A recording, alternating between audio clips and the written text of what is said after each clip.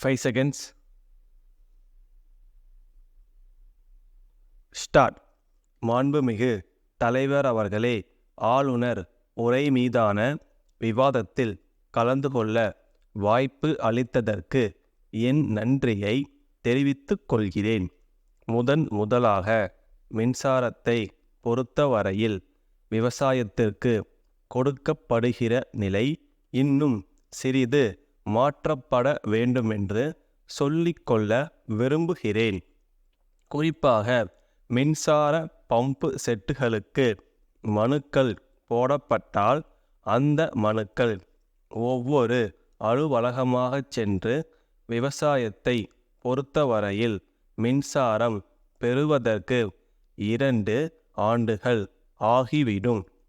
ஆகவே மின்சாரம் கொடுப்பதில் விவசாயத்திற்கு முதலிடம் கொடுக்க வேண்டுமென்று கேட்டுக்கொள்கிறேன். ஒரு விவசாயி தன் கிணற்றுக்கு மின்சாரம் கொடுக்க வேண்டுமென்று மனு போட்டால் குறைந்தது 3 அல்லது 4 மாதங்களில் கிடைக்க வழிவகை செய்ய வேண்டும்.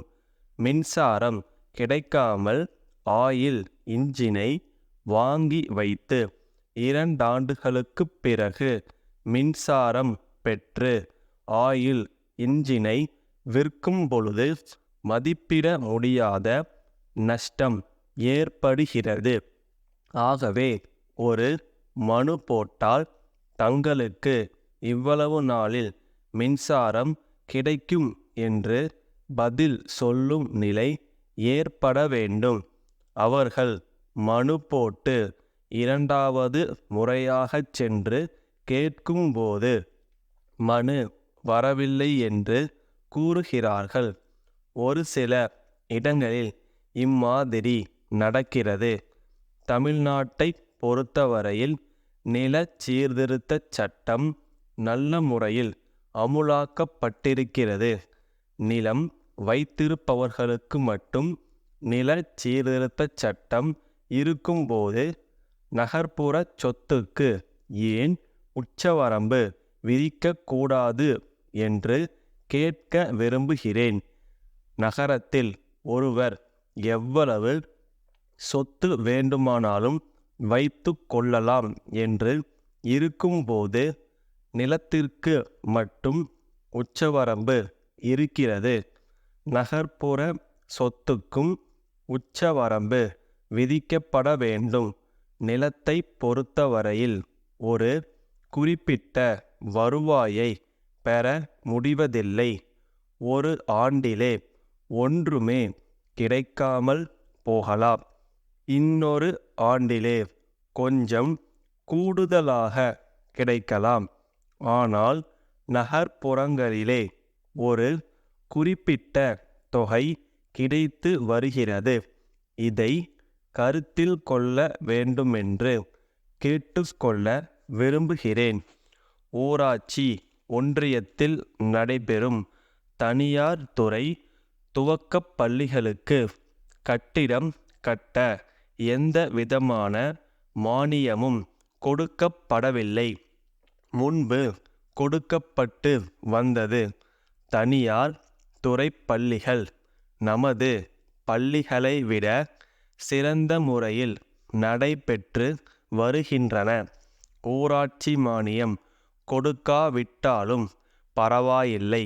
கிராம வளர்ச்சி திட்டத்தின் கீழ் கொடுக்கப்படும் மானியத்தை இந்த பள்ளிகளுக்கு கொடுத்தால் நல்லது. அவர்கள் கட்டிடம் கட்டிக்கொள்ள தயாராக இருக்கிறார்கள். கல்வி என்பது எல்லோருக்கும் பொதுவானது. தனியார் துறை பள்ளிகளுக்கு மட்டும் அந்த மானியத்தை வழங்காமல் இருப்பது சரியல்ல. அந்த மானியத்தை வழங்குமாறு கேட்டுக்கொள்கிறேன். கோவை மாவட்டத்தை பொறுத்தவரையில் கோவையில் விவசாய பல்கலைக்கழகம் ஒன்று ஆரம்பிக்கப்பட இருக்கிறது. அது மிகவும் வரவேற்கப்பட வேண்டியதுதான் என்பதை நான் தெரிவித்துக் கொள்கிறேன். சென்னை குரு கூட்டமைப்பிலிருந்து சேலம் திருவாளர்கள் கருணா கூட்டமைப்புக்கு எழுதும் கடிதம்.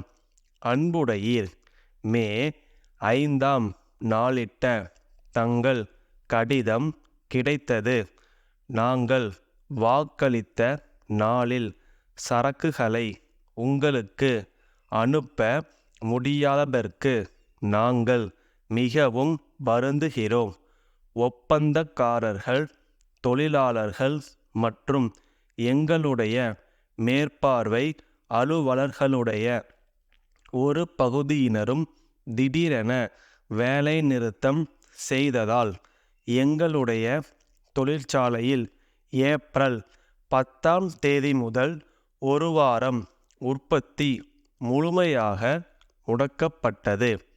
ஏற்கனவே பெறப்பட்ட கேட்பானைகளுக்காக எங்களுடைய இருப்பில் உள்ள சரக்குகள் ஒதுக்கப்பட்டுள்ளதால் குறிப்பிட்ட காலத்திற்குள் உங்களுக்கு சரக்குகளை அனுப்பி வைக்க இயலாமல் போய்விட்டது. வேலை நிறுத்தம் முடிவுற்று உற்பத்தி ஏப்ரல் 20 மறுபடி துவங்கியுள்ளது. மே 10 சரக்குகளை அனுப்பி வைக்க நாங்கள் எல்லா முயற்சியும் எடுத்து கொண்டிருக்கிறோம். இந்த ஏற்பாடு தங்களுக்கு ஏற்புடையதாக உள்ளதா என்று தெரிவிக்கவும்.